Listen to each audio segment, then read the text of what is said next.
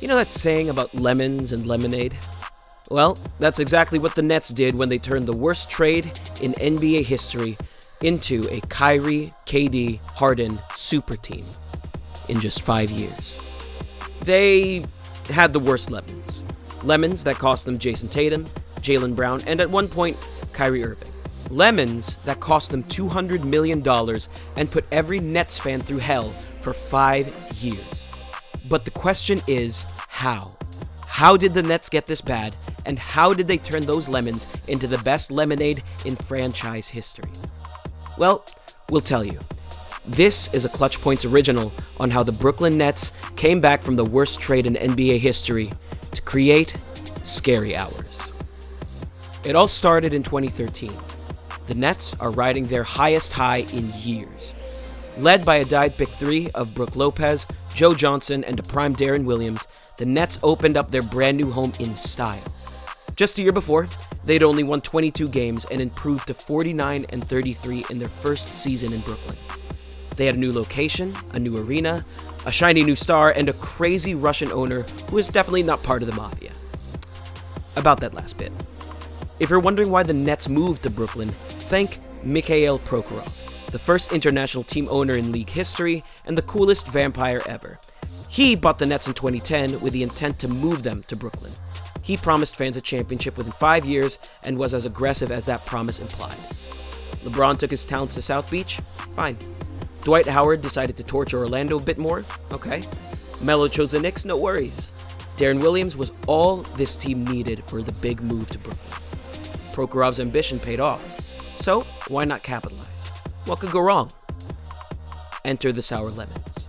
In the summer of 2013, Celtics general manager Danny Ainge needed to pivot from aging stars Kevin Garnett and Paul Pierce. Were they as old as dust? Yes. KG was 37 and Pierce was turning 36. But the Celtics were still coming off a lot of winning, so surely Ainge could find a team aggressive or dumb enough to take them. Enter Prokhorov.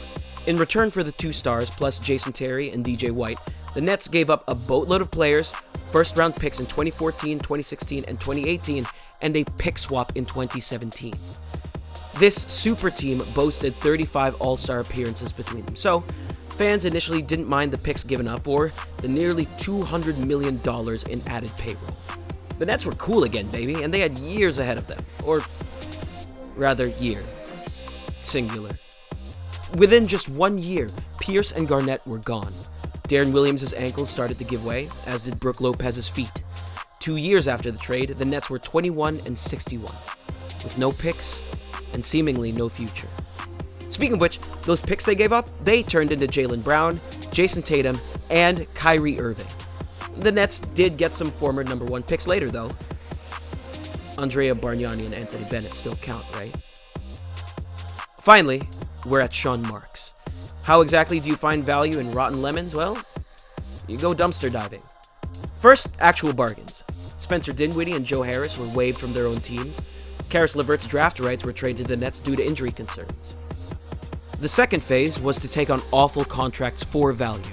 The Lakers wanted to unload Timofey Mozgov's bloated salary? Sure, said Marks, and we'll give you franchise center Brook Lopez.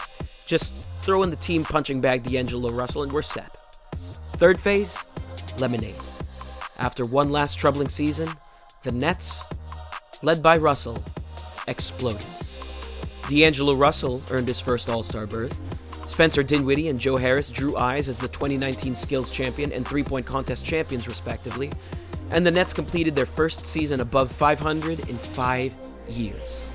All of a sudden, every eye was on the scrappy Nets and their incredible turnaround. After all, look what they did to revitalize a crew of injury risks, journeymen, and locker room cancers. Imagine what they could do with 2 superstars.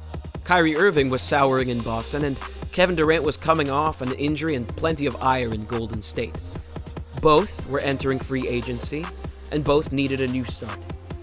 Why not start together while they were still in their primes? The Nets pounced. Marks made room by dealing D'Angelo Russell to Golden State, and the greatest scoring duo in Nets history came to Brooklyn. After a gap season where Durant was forced to sit and recover, Brooklyn had a chance at another reclamation project, James Harden.